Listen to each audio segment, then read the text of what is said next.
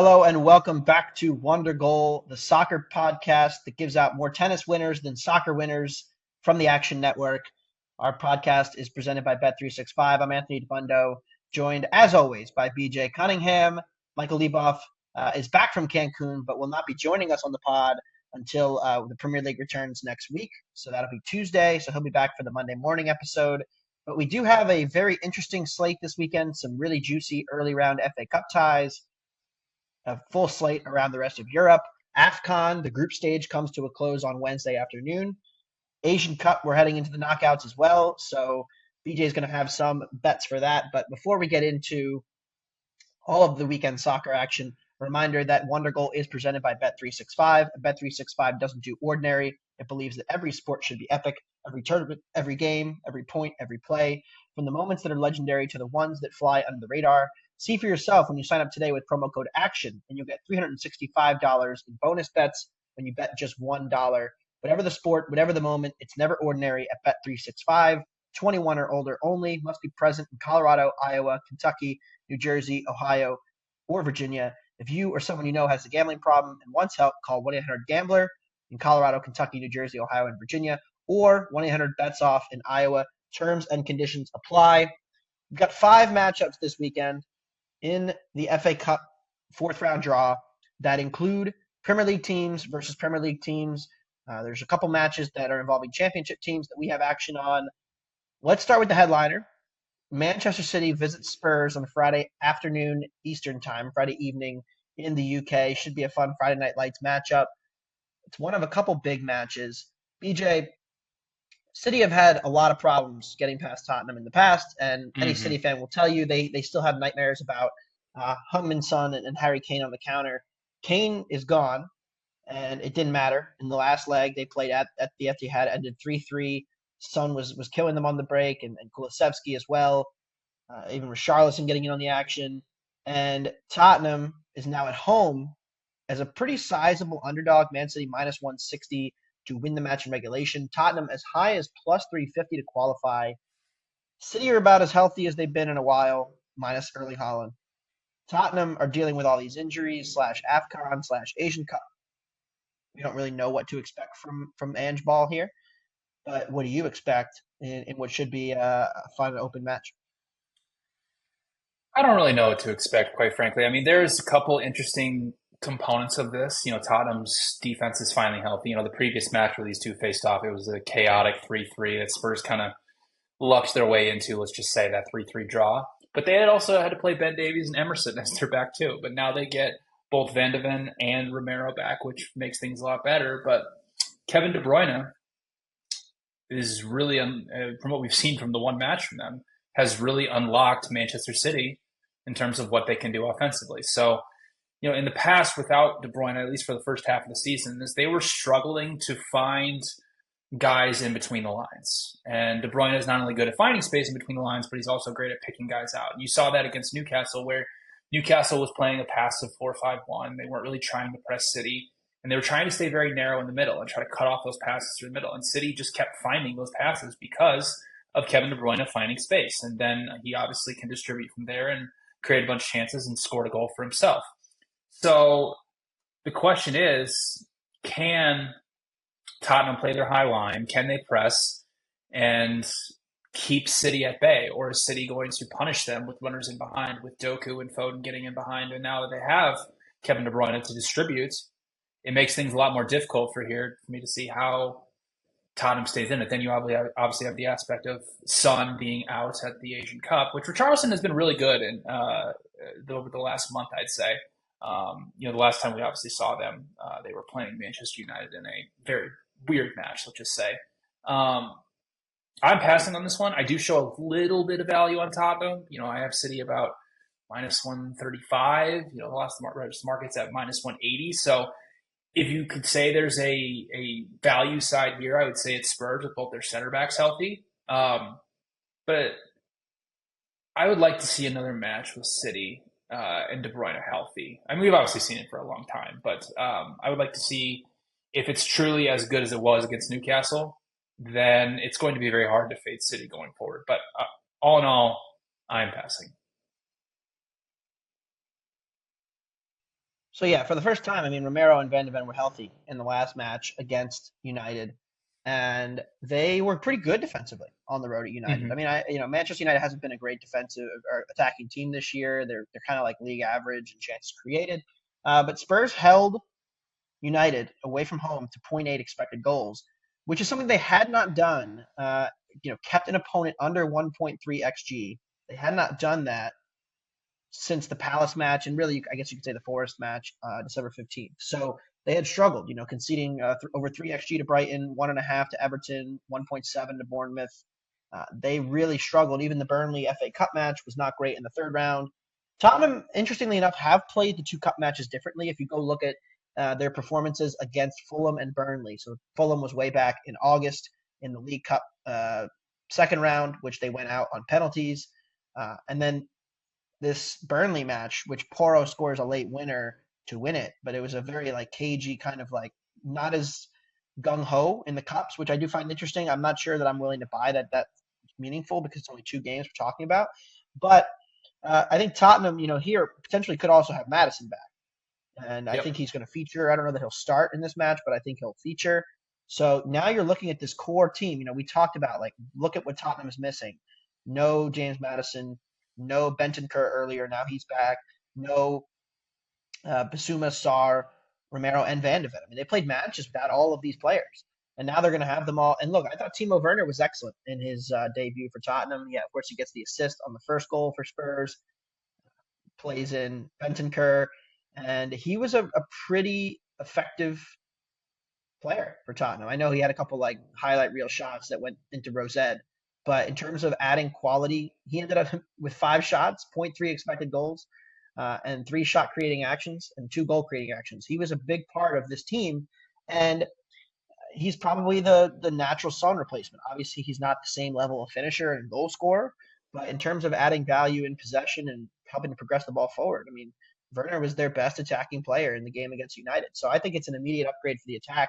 I think Spurs are worth a look here. I took them plus 365 to advance about 20 minutes before we hopped on this pod because I just think that in a road cup match, there's a lot more variance in these cups, and thus with City kind of shuffling through and figuring out, trying to kick into gear here, they could be a little bit vulnerable. So I took some Tottenham, getting healthy, trending up our Spurs. And like you said with Richarlison as well, I mean, he's been really effective this season for Tottenham. I mean, they've needed him because they haven't had they still Kane. They don't really have a striker. And they're getting really good production out of Richarlison. 0.63 XG per 90 from Richarlison is something he never did at Everton. So this is the career best numbers for him and 10 goals and assists in 11 nineties. So impressive from him, impressive from Tottenham getting healthy here, and I think they're undervalued because the market is downgrading them off of a lot of performances where they were really shorthanded. Keep in mind, like City's right around where they were against Everton 3 weeks ago, and the Hmm. current version of Tottenham healthy is much better than the current version of Everton. That's true. All right, so I'm riding with Tottenham, betting on Spurs, something I haven't done very often in the second half of this season thus far. The other highlight match, Chelsea hosting Aston Villa, Friday afternoon, 2:45 p.m. Villa have had some injury issues early in the season. They've otherwise stayed pretty healthy for the majority of this middle portion of the season. They're now visiting Stamford Bridge, and we just saw, Chelsea take advantage of Middlesbrough's high line and kind of play them off the park in a 6-1 second leg drubbing. And I kind of think this is a great matchup for Chelsea. I Hmm. know these two teams played at the Bridge in the league. Chelsea was minus 105 in that match. They created over 1.5 XG. They got in behind a ton against Villa. Emmy made some big saves. They missed some big chances, and then Villa there was a red card, and then Villa hit them on the break. Watkins made it 1-0. So overall, I like the over here. I also like Chelsea, but I think the over is the better play at 2.5 minus 125. BJ, you're in agreement. Yeah, I am. I think you hit the nail on the head there. Is that Middlesbrough playing that high line? It was a good picture to see if Chelsea could do that again to Aston Villa, which I fully expect them to be able to do. Probably Nolan Kunku here, which obviously hurts. He's like the perfect like runner to get in behind this high line. But Broja does a great job of that as well. He obviously played in a very transitional based system at Southampton when he was getting regular minutes. So He's very capable of being that guy that runs in off Aston Villa's back line. And it's very hilarious because, Aston Villa, even if they're up, like we saw when they played Manchester United, like even if they are up 2 goals, they are still keeping this condensed defensive block in their high line. I saw a stat that they have double the amount of offsides drawn as the second place team in the Premier League, just showing like how much Unai Emery believes in this type of system. And yeah, they might get Chelsea many times here, but another match that kind of comes back, Anthony. I know it's not the exact same scenario, but when Tottenham played Chelsea and they went down to 10 and 9 men and they just kept playing a high line against Chelsea, I mean, Chelsea ripped them apart as well. And, since the beginning of November, although I do believe Chelsea is a tactically flawed team, I still don't, they did start.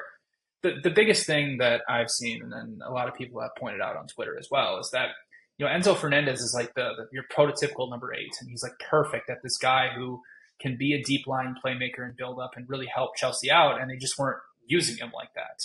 And they were pushing him forward as number 10 and wanting him to contribute more in terms of goals. Well, when Chelsea wants to build out, whether it be a 3-2-5 or a 3-1-6, if he's up on that last line of defense, you're taking away his best ability, which is creating and progressing the ball and getting the ball into the final third. They did that more against Middlesbrough, which is an encouraging sign for Chelsea. But in any case, since the beginning of November, they have created the most expected goals of anybody in the Premier League. Like, this offense is still really, really good. The biggest thing here as well is that not only has Aston Villa played a high line, but Aston Villa is also the worst team in the Premier League at defending set pieces. And Chelsea is number 1 in the Premier League in XG per set piece. So there's another advantage for Chelsea in this match as well. The flip side of the coin is that Aston Villa is obviously going to build out of the back. Chelsea is a very, very good pressing team. They are 3rd in passes per defensive action and 2nd in high turnovers so far in the Premier League. Like their press can hit home and cause a lot of problems here for Villa. But the other problem is when the press doesn't hit home and Villa is able to get through it, Chelsea's not a good transition defense team. So Aston Villa with Watkins and Diaby and many other guys running in, they can run in behind and get at this Chelsea defense. So, I project north of 3 goals here. So over 2.5 minus 125, I think is great value for a match that should feature a ton of chances at both ends. Yeah, I think that, Chelsea, everybody's talking about Cole Palmer, and like rightly so. His goals have been okay. Like, yeah, the penalties are doing a lot of work in terms of his goals. If you look at his numbers, right, 9 goals and 13 90s, you're like, whoa, like that really pops off the page. He's producing about 0.3 xG per 90 though. Like, it's really just a lot of penalties, non-penalty xG. He's gotten 5 penalties, so really it's 4 goals. But the 4 assists with 5.5 expected assists as well, and XGA per 90 or XA per 90 at 0.4. Like, he's putting up elite striker, second striker kind of stuff, because he can do all kinds of different roles. He's played out wide and he's been a great creator. He's getting good shot numbers. So he's kind of like I don't want to compare him to Kai Havertz, Germany Kai Havertz before he came to the Prem and really wasn't as good, but I get similar vibes of that from him. Kind of like he can play 3 different roles and fill different things. And that's important for this Chelsea team because they don't really have a striker right now with Jackson out and Nkunku kind of also being a bit of a tweener. So Palmer's been kind of the key to sustaining this attack, and it's clearly trending up. I mean, they put up almost 1.5 non-penalty XG on Fulham, and when they played these other top teams, it's when you've actually seen Chelsea's attack at its best. They've struggled against the low blocks. They've been much better against teams who are going to leave space in behind because that's what their skill set is kind of tailored to exploit. So I think it's a good matchup, and I think Chelsea alts, team total over alts are worth a look here because this attack, given just how much they've underperformed, is going to have a run here where they go hot.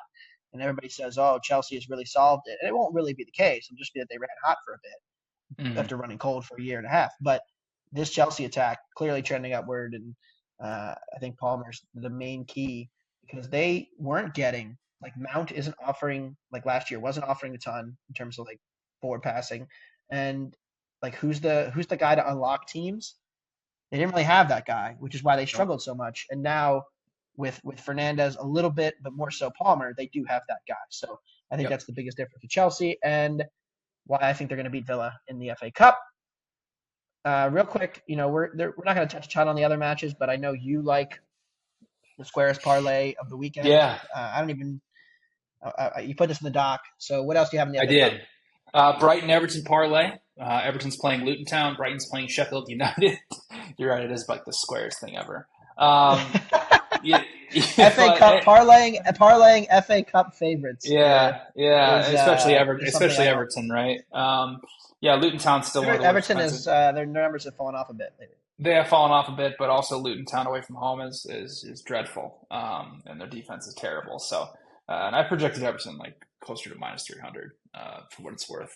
And I will be betting them against Fulham, but we'll talk This is about the it NFL against. equivalent of like the Ravens and the Chiefs are both laying 7.5. And you're like, And I'm taking surely a they can't tease. Yeah, lose. yeah, I'm taking And a you teaser, tease right? Yeah, exactly. parlay Yeah, and in a cup match.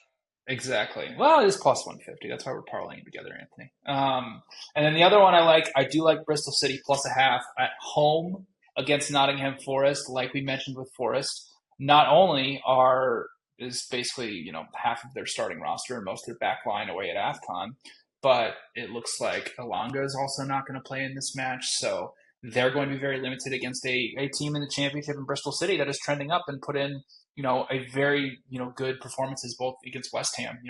They beat them over essentially two legs because they had to play a replay. So those are the only other two that I liked in the championship. And you are going to be fading your Reds. Not only fading my Reds, but fading them at Anfield. I just think it's a bad spot, Oh, right? So what? No, Liverpool, nobody loses though there, or well, nobody uh, wins there. that's true. And then look, they don't need to win. But Liverpool, right? So we know that Salah and Trent are out and not going to play in the Wednesday League Cup match, nor will they play in the FA Cup. That we're going to get a backup keeper because I expect, we're recording this Wednesday at 1 o'clock Eastern, so it's before we get lineups for the League Cup match between Liverpool Fulham on Wednesday. We'll know whether or not Liverpool's in the Cup final or not by the time you listen to this, by the time this is even posted. But I do expect Liverpool to advance. They're minus 1,000 to do so against Fulham. Even if they don't, like, this is a low priority match for Jurgen Klopp, and I fully expect this is the kind of spot where you get a team pick them off, right? Because Liverpool's going to Mm-hmm. rotate. I don't expect Van Dijk necessarily to play. You could see Kwanzaa. You could see Konate get a rest because those guys have played a lot of matches this month. Like we've talked about how there's kind of been a little bit of a break, but with Liverpool losing a couple key guys to AFCON, having no other attackers they rely on, and then only having Virgil and Konate in like the circle of trust, having to play Gomez a ton at fullback because of Alexander Arnold and Robertson's injuries, means they don't really have a ton of depth and cover.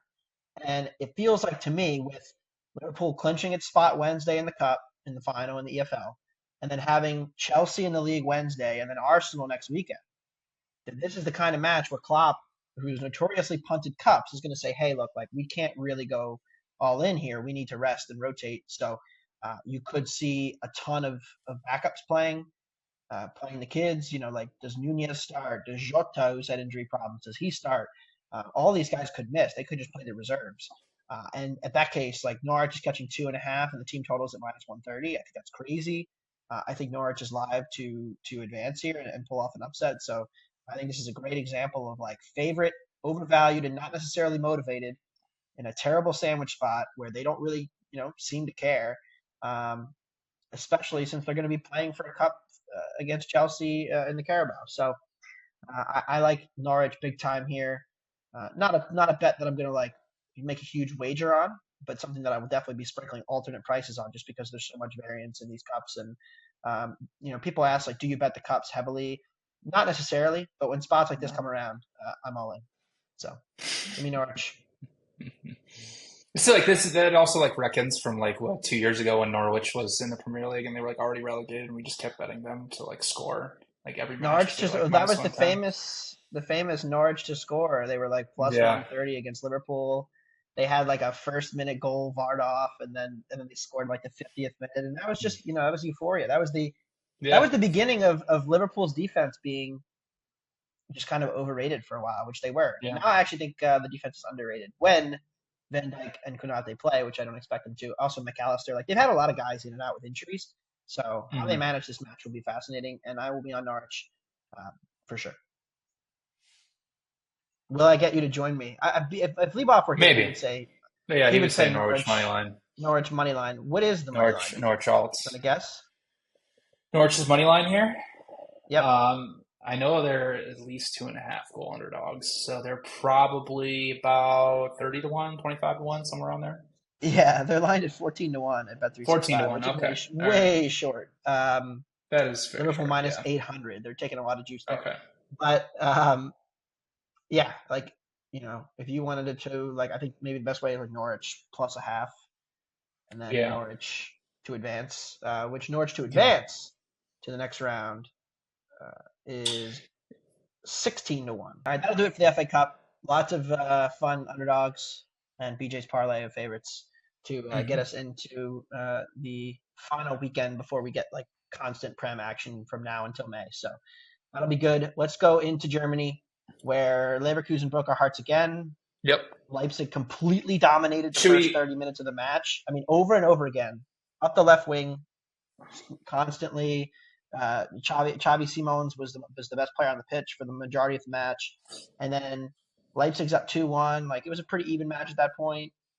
Leverkusen had turned the tables and kind of found some solves at halftime for what Leipzig was overloading them. They got Grimaldo more involved, and then they just, of course, they scored 2 set-piece goals. Leipzig falls Should we talk asleep on about two the? free set pieces. Should we talk about the title? I think we should. And now, I mean, I this think we is have it, to, right? right? This is it. Bayern Bayern time. loses. Bayern loses to Werder Bremen, or Werder Bremen, excuse me. And right now, it is basically a pick'em. You can find Bayern as low as minus 120 to win the Bundesliga. We have Leverkusen, minus 110 at most books. Now, I believe would be the time to buy. So as of right now, Bayern is 4 points behind Leverkusen if they beat Union Berlin in their makeup match, which I fully expect them to do so. They play each other on February 10th at Leverkusen, which will be a huge, huge match. Now, here's the thing. And I wrote about Bayern on Wednesday for my daily column on expected goals because I wanted to take a deep dive into, because they are putting up just insane underlying numbers. And it's not just, Harry Kane's obviously amazing. The offense is amazing like it always usually is. But the defense has drastically improved from years past. When they were under Hansi Flick, they were allowing close to around 1 expected goal per 90 minutes. Like they were, we talked about them a lot, how they were kind of flawed in transition. They were playing too much of a dangerous high line, and they were getting caught out many times there. And then even under Nagelsmann, it got a little bit better, but it still wasn't like elite defensive type number stuff. And now this season, with the addition of Kim Min-jae and Upamecano having a resurgence this season, those two paired alongside each other have really transformed this Bayern defense essentially into being an elite defense, because they're only allowing 0.67 non-penalty XG per 90 minutes. That is, I believe, second best in Europe behind only Juventus. That's amazing for Bayern. And they're obviously, with Harry Kane, they're putting up, like 2.5 expected goals per 90 minutes, or even well more than that. Leverkusen is going to be without Boniface until, I believe, April. So they're going to be without him for quite a while. They've been overperforming, drastically overperforming, which we've talked about. It's not just Boniface; he's actually underperforming his XG. It's all these other guys, Grimaldo and excuse me, all the other guys around them have been overperforming their XG. At some point, they're going to regress. At some point, they're going to stop scoring, goals in stoppage time. The schedule we've played essentially the first half of the Bundesliga season, so the schedule it's the same for both of them. It's not really that drastic of a difference, but Bayern's underlying numbers are drastically better than Leverkusen's. Leverkusen's going to be without their best striker for a couple months now, and it's only a 4-point gap. It's not a drastic gap that Bayern needs to overcome. So if they can win that match at Leverkusen, which the match that they played against Leverkusen, the 2-2 draw earlier in the season, that was probably the worst defensive performance that Bayern's had all season so far, outside of maybe Galatasaray. But other than that match, they have been unbelievably good defensively in the Bundesliga. So, their ability to also counter-press, because they keep overloading the middle of the pitch, makes it very, very difficult for teams to play through the middle. So a lot of teams that have played direct against Bayern haven't been as good as they have been in years past. So with Bayern having, I mean, significantly better underlying numbers than Leverkusen at this point in the season, there is going to be some regression for Leverkusen. I'm going to say right now that Leverkusen will lose a match by the end of the season. You can quote me on That's that. bold. At some point, they're going to lose a match. Invincible's loading. Exactly. I'm not going to do some like Chris Mad Dog here and be like, if Leverkusen doesn't lose in a match, I'll retire. No, I'm not going to do that. But that match against Bayern, if Bayern beats them on February 10th, I mean, Bayern's going to be back to minus 300 to win the Bundesliga. So now is the best time, I believe, to buy on Bayern to win the title. Do you agree? Yes. I think we're going to get Bayern going to be plus money there. I think they should be. Yeah, they probably will be. They should be. I mean, Bayern closed minus 110 at Dortmund and minus 120 at Leipzig in their other two road matches this season. Bayern's had two losses in the league, right? And Mm-hmm. and so you can't kind of overreact to just how good they've been or underreact because yeah, I know what the table says right now. There's 7 points, likely to be four, but this Leverkusen defense for me is more concerning than the attack even because yeah, of course, like they're not going to continue scoring at this rate. Grimaldo and the last two matches they score in stoppage time, basically off of one off a set piece, one off of open play, and they're getting winners from Incapie and Ezekiel Palacios. Like these are not your traditional goal scorers, and net. I think that this team, as good as they've been, we've seen like the best already of them, and Yep. I still I hate these narratives because I try to avoid them, but something does feel off about Bayern. I just can't figure out what it is because it doesn't show up in any of the numbers. It's just like when you Mm. watch them, sometimes it feels off. And then obviously like the Champions League wasn't particularly good, and I've gone back and forth on Bayern a lot on this show and lost money fading them at a couple times. But I kind of think that this is the lowest it's going to get. If you Yep. look at Bayern's schedule, right? Bayern, they'll get Leipzig and Dortmund at home. They'll go to Stuttgart and they'll go to Leverkusen. So from matchups and scheduling perspective, Leverkusen does have it slightly easier. But yeah, I think now it's the floor and the pressure that builds. I mean, the pressure is all on Leverkusen, who famously, if Yeah. you don't know this, is nicknamed Neverkusen because they never win Yeah. the Bundesliga. They've never So I won think it. the pressure builds on them, not on Bayern as much. Um, so that kind of manifests itself, and I think Yeah, both and I mean, places where we see a regression. and here's the thing: is that as well, Bayern, we fully expect them to make a deep run in the Champions League, but if they get drawn against somebody good and they don't, They'll beat Lazio. Leverkusen, they'll beat Lazio. But let's just say they get drawn against City again, and they lose to them, and they're out of the Champions League. They're out of the DFB Pokal as well, and Leverkusen's still in that competition. Leverkusen is probably going to make a very deep run in the Europa League. So Leverkusen could be juggling two different competitions later in the season when Bayern isn't. And when we get into April, there is a stretch where Leverkusen has to play Dortmund, Stuttgart, and Frankfurt all back to back to back. That could be pinned up against a Europa League a quarter or semifinal.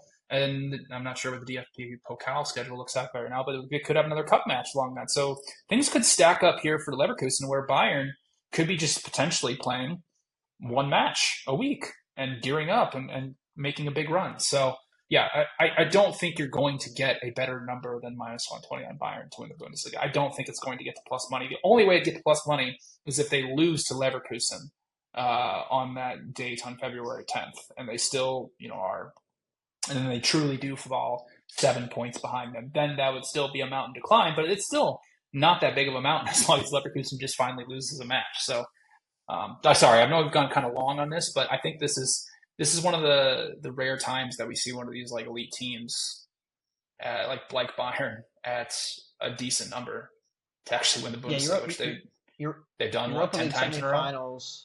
Yeah, Europa League semifinals would fall May 2nd, May 9th. So they would come on the heels of that run that they have. Yep, And then from a European perspective, I'd be very annoyed if Leverkusen punted Europa because I have a future on them at a very good number. me Because too. I thought and they would just punt that and then also just go win Germany when I didn't bet them. to win that Yeah. invested in Leipzig. So that would be a fun way to lose everything. So hopefully it doesn't happen. But yeah, let's root for Leverkusen in Europe and root for the legendary Bayern to repeat, even though it's kind of boring. Let's move It is, on to but this these last weekend. 2 years with Dortmund and now with Leverkusen, it's actually the Bundesliga is actually enthralling. Like the title races, like It normally is, it's just been and Bayern runs also the away, whole and the Harry Kane narratives are strong. it Like if is. Kane doesn't win the Bundesliga this year, they're not going to win the Champions League, and they're not winning the Pokal. Like you said, they're already out because they lost to Saarbrücken. They all of a sudden like the Kane narratives start, and I really don't want to have to deal with that from Harry Kane haters, of Yeah, which there are many for some reason. So I really am hoping rooting for Bayern. It just feels wrong, but anyway, yeah. as we move on to this weekend's slate, I'm going to bet Dortmund and Bochum over 3.5 at plus 115. I think it's too low. I know it's crazy because I've joked in the past about Dortmund unders because generally their defense was better than this and their attack ran hot. But it's actually kind of been the opposite. Like Kobel has saved a ton of goals for this defense, which has not been good under any circumstance. They pumped Cologne last weekend. Good call, BJ. We both had that. They still conceded 1.3 xG to Yep. Cologne and looked terrible at times. Like a better attacking team would have taken advantage in transition of just how bad this Dortmund team is. I think Bochum's the team to do it. Bochum's defense away from home is conceding over 2 xG per match. It's been a consistent trend for multiple years now at Bochum, where when they're at home, they give a solid effort. They're much more compact. On the road, it's just been a train wreck. They've gotten kind of housed a bunch of times here, including by Leverkusen a couple weeks ago. I think the total's low at 3.5. It should be 3.75. So give me the over. Dortmund also now with Madsen and Sancho Hmm. coming from United and Chelsea, like have clearly looked leveled up last weekend. This is a Dortmund attack that created at least 2.5 xG in 3 of its last 4 against similar but maybe even better defenses than Bochum and against Augsburg, Darmstadt, Cologne. So I'm buying this Dortmund attack right now. I think the market's a little short on it, and I'm still selling the hell out of this defense. So Bochum, Hmm. who's been pretty good in transition, really good in transition. So over 3.5 for me. Yeah, I like Freiburg drawing up at even money on the road against Werder Bremen, coming off that huge upset of Bayern Munich. But the reality is that when you look at any of Werder Bremen's metrics, they are a below average team in the Bundesliga, and they are sitting in 13th place, so that they are right where they belong. Defense is allowing 1.73 xG per 90 minutes. They play out of either 3-4-3 or 3-5-2, so essentially 5 guys on the back line, and they haven't been very good at it. They, like I said, they've been allowing a ton of expected goals, but especially against some of the better teams in the Bundesliga. Against the top 8 teams, they played 9 matches against them and have allowed 19.2 expected goals. They're also a team that's very, very reliant on transition opportunities to create most of their chances. And they're playing a team in Freiburg that kind of plays the exact same way. They're not as like trying to get quick transitions. Like Freiburg is actually a very slow team, like going forward. But what they want to do is they play very, we've mentioned many times, they're a very similar team to that of Brentford in the fact that they want to get the ball out wide and they want to swing in crosses, and they're very, very good at doing that. And that is something that Werder Bremen is very average at defending. And also the thing with Freiburg is they are one of the best set piece teams historically in the Bundesliga. This season they are top 4 in XG per set piece. Well, Werder Bremen is one of the worst teams at defending set pieces. So Freiburg's been in great form. They played, last 4 matches, they played 3 teams in the bottom half of the table. In those 4 matches, they've racked up 9.3 expected goals and 7 big scoring chances. So the offense is really coming through, and I really don't think they should be underdogs, even if they are on the road against Werder Bremen here. So Freiburg drawing up at even money. All right, let's move on to Italy. The 2 bets I had in Germany and Italy last weekend could not have gone in a more painful fashion because Milan continues to own me. They were up 1-0, then they were down 2-1. Then they scored twice in the last 10 minutes to win the match, including Okafor on of course, another set piece. Set piece defense has been the bane of my existence this year. Yeah. You are going back to the well to fade Milan. Yeah, it's my turn this time. With our Bolognese boys. Yeah. I love Bologna here. I think Milan is drastically overvalued. They're as high as minus 155 at some books. So I love Bologna plus a half at plus 125. And here's the thing. I know you've talked about Milan a lot and how essentially they have overperformed their XG. They have 41 goals off of 32.7 expected. The progression numbers and the getting into the final third numbers are actually pretty encouraging for Milan. Like the offense is, underlying metrics are not like elite like teams like Inter or Napoli. They're still good. Like they're not a bad offense. The problem is that Olivier Giroud is like the only attacker over a point 0.3 xG per 90 minutes. Like outside of him, like you mentioned, Leao has been down. Pulisic is like having a crazy run right now in terms of finishing. The main problem for Milan is their defense. Like I know that it only says they're allowing 1.1 non-penalty xG per 90 minutes. Well, scoring in Italy is way down this season, and so 1.1 is 11th in Serie A. They're allowing the fifth most shots, and they're allowing an incredibly high expected threat. And really, what it comes down to is Pioli wants his team to man mark all over the pitch. Which, if they have their full roster, it's fine. But Tomori is out until middle of February. Chao is out as well. So basically, their two best center backs are not available. So when you want a man mark, especially a team like Bologna that has a guy like Xerxes who's having an incredible season, Xerxes is interesting because I wrote about him when I did a futures column for Serie A, but he's a deep line playmaker, so like he'll come back and really aid in build up. So when teams want to play man to man against them, like he's going to pull center backs and whoever else with him along with it and create space for everybody else. And Bologna really likes to do these things called micro transitions, which is essentially like line breaking passes or like these really quick like movements to get in behind defenses. So if Xerxes is coming back and build up and just pulling guys all around the pitch with him, like it's going to create a lot of space for all their other attackers. And Bologna is a very, very good defensive team as well. Only allowed 14.4 non-penalty XG in 20 matches. They do a great job of defending their own penalty area. Only 48% of opponents' shots are coming from inside the 18-yard box. That's one of the best marks in Serie A outside of only Juventus and Torino. So I only have Milan at even money.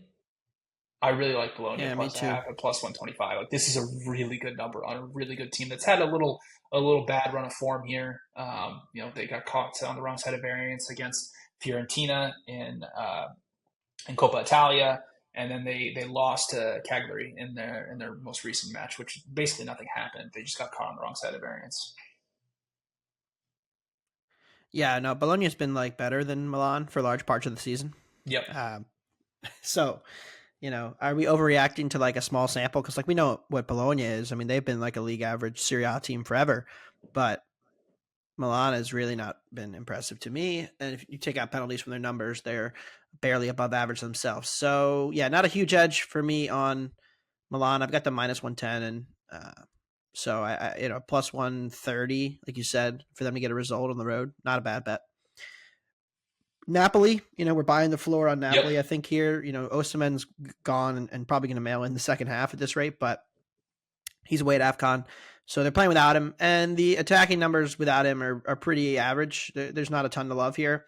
But I wrote about this in the Coppa Italia preview because I did the final, and the market essentially steamed Inter up past what they closed against Lazio in the semifinal, which, look, I understand that this Napoli team has not been as good this year, and since Mazzari has come in, their underlying numbers have taken a bit of a dip, but so much of their underlying failure has just been purely variance. And like I said, I wrote this in the preview for the cup final. Like their XG per 90 is down a bit this year, but again, so is the whole league, and their defensive numbers are marginally worse. So that's really where most of the issues have come since firing Rudy Garcia.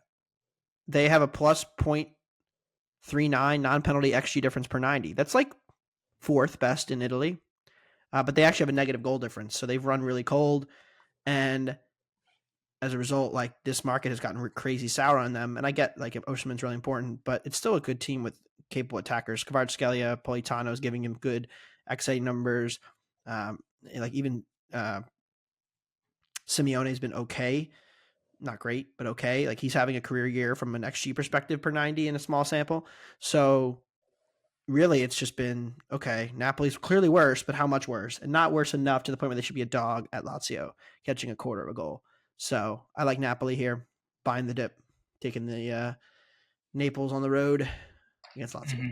Also, like Inter on the road against Fiorentina, I think -115 is well too low for a team like Inter against again how bad like overperforming Fiorentina has been. But I think like I've talked about Fiorentina like every single week, so that's just they just give up. I mean, like it's interesting because Fiorentina, like we talked about this team, we loved this team in the past, and we like them because they do really good stuff with pressing and possessing and keeping the ball. But their defense is more open this year. They're conceding by far the worst shots in the league, and when the whole league zigs and you zag, which is basically what Fiorentina's done this year, like their defensive numbers they've been so open in a league that has become so condensed that you run the risk of running both ends of the extreme, right? If you have a hot, defensive finishing run, you're not allowing a ton of shots, but you're allowing a ton of big chances. If they go in, you're screwed.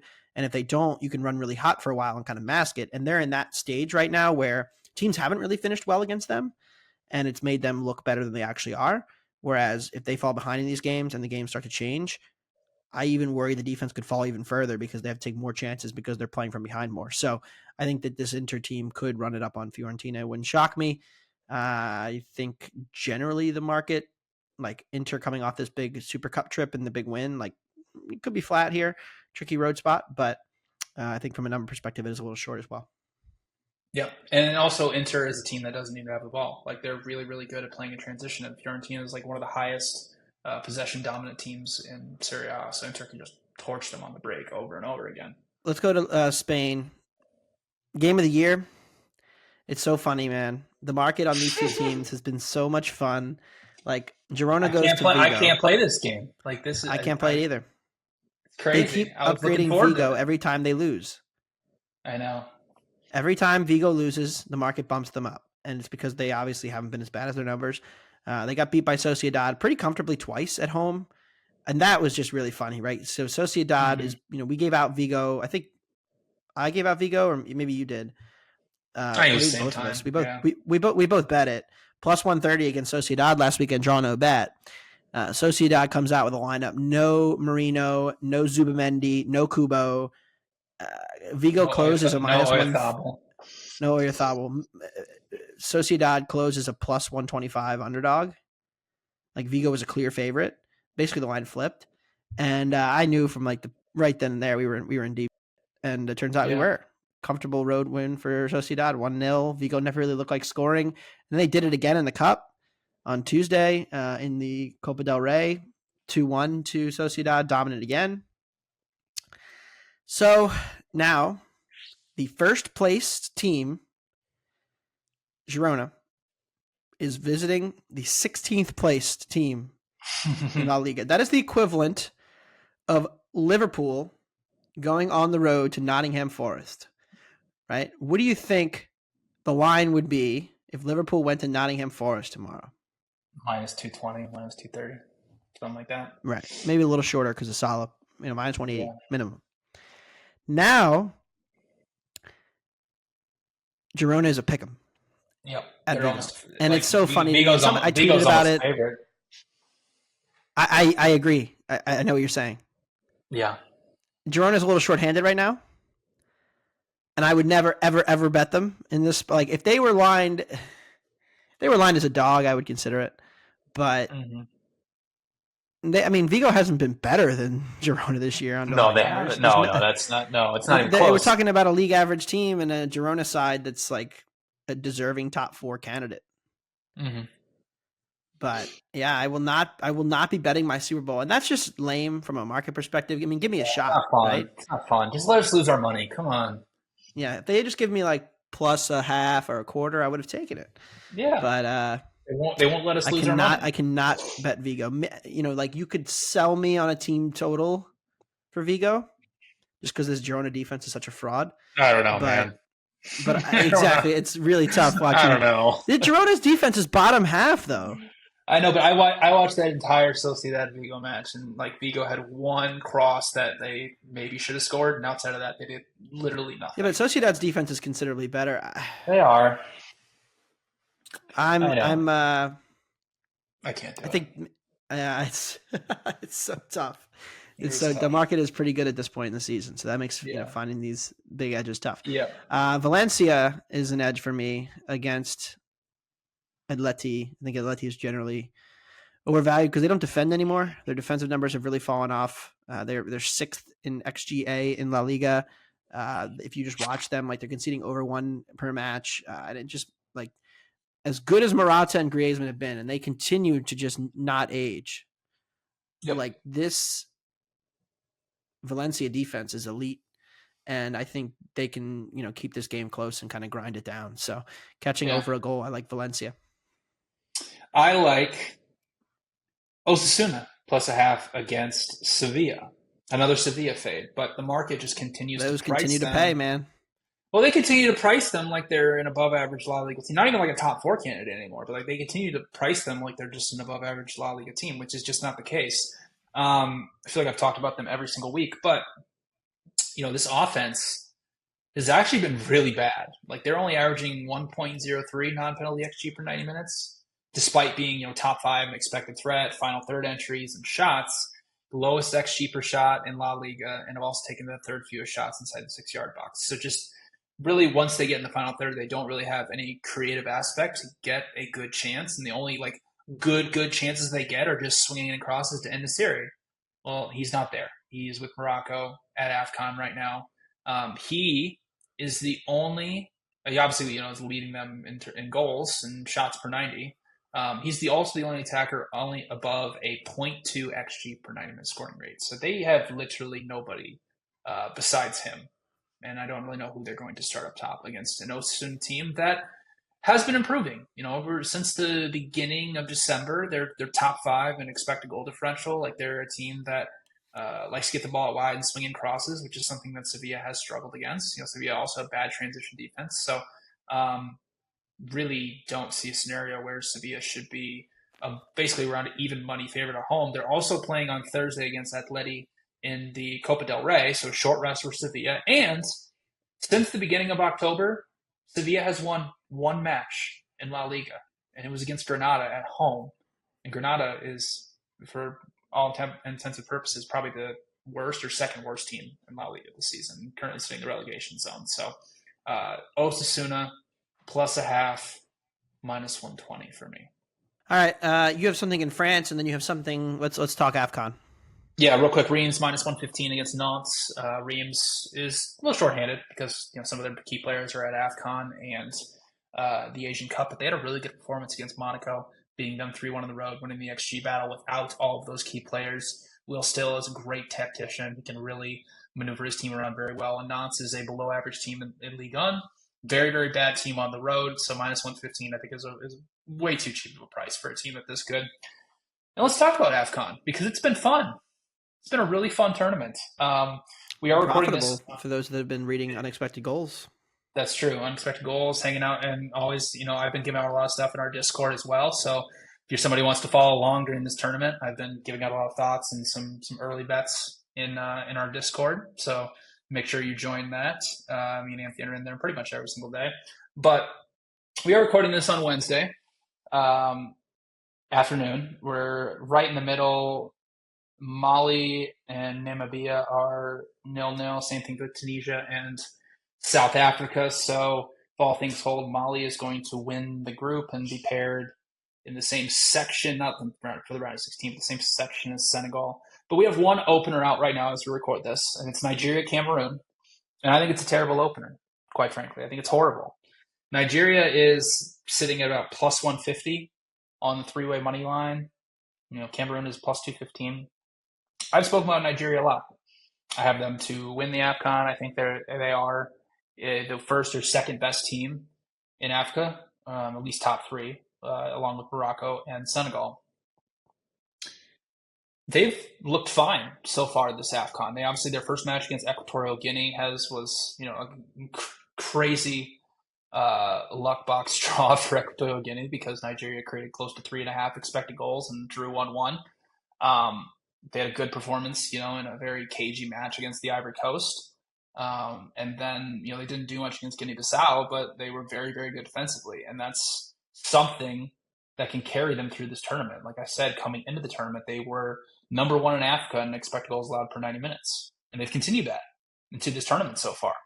Cameroon, if you didn't watch it, go watch the highlights because the final 10 minutes or so. 15 minutes. It was 15 nuts. minutes was absolutely insane. Cameroon scored to go up 1-0. Like Gambia immediately answered them. Cameroon came back and scored again.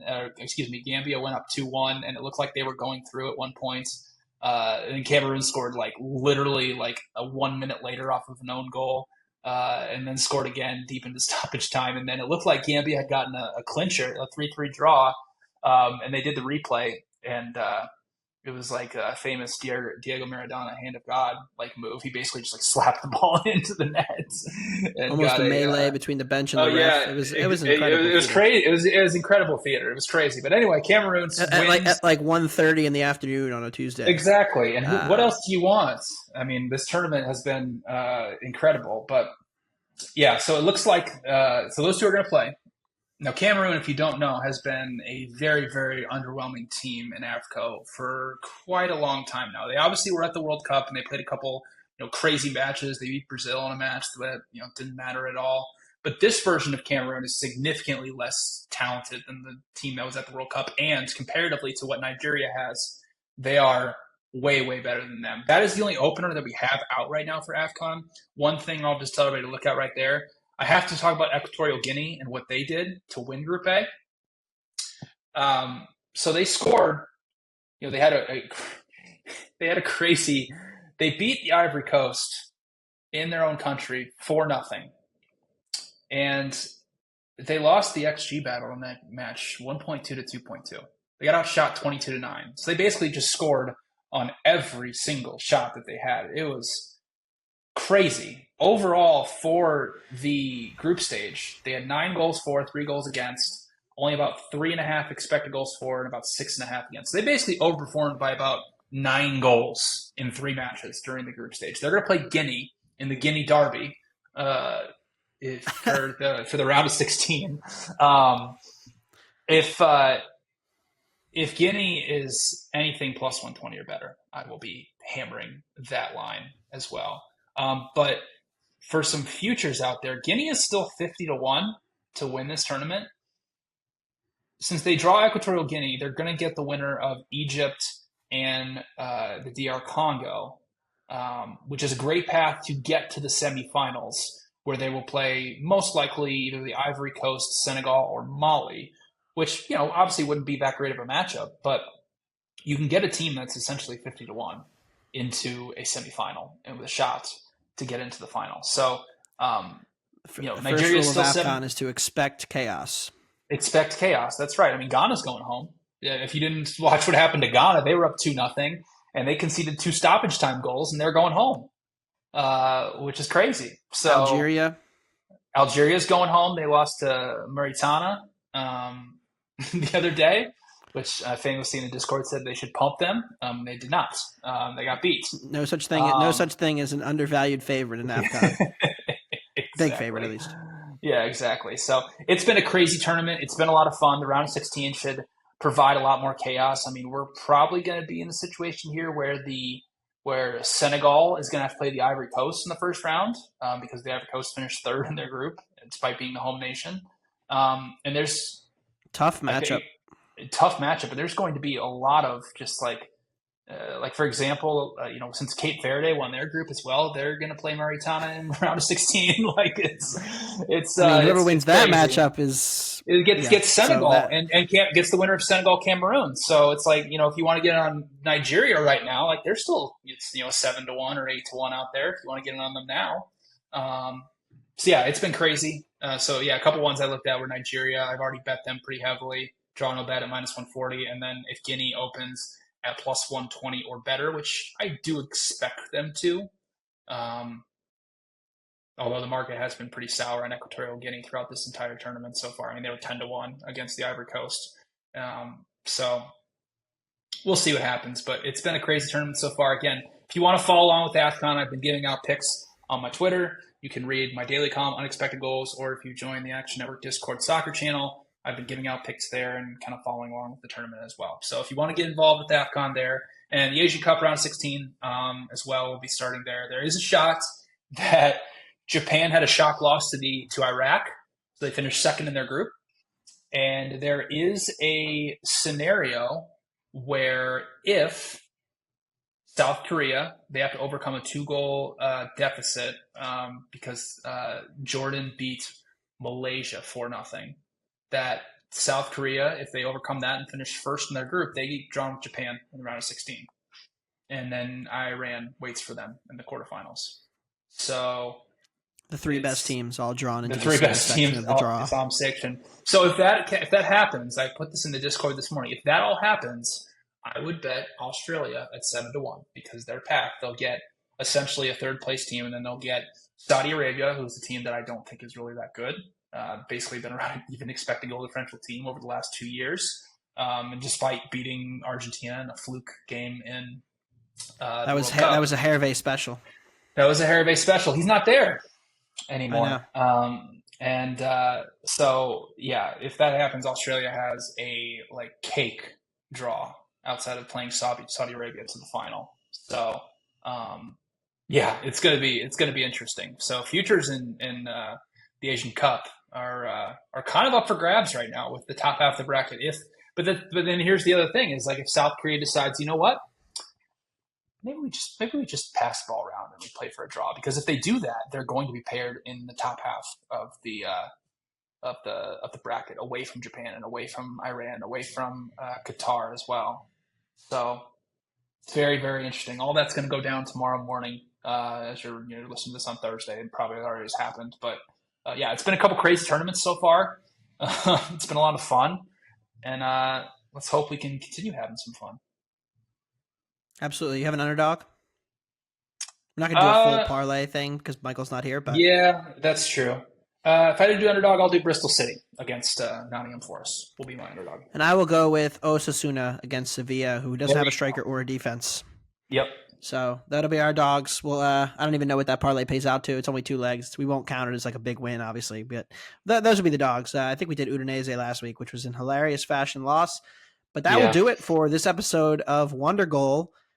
Michael will actually be back. I said that last week that he'd be back, but he will actually be on the show on Monday's episode as we preview the Premier League, which makes its return, a full Premier League slate, which we have not had since December, heading into January. So we have a full Premier League slate. There's some really good matchups: Liverpool, Chelsea, Newcastle, Villa, Tottenham, Brentford, Arsenal, Forest. So some really fun ones to get into. We're going to get to that on Monday. We'll probably do some AFCON and Asia Cup as well as we get further into those tournaments. Knockouts start, I believe, Saturday for those tournaments.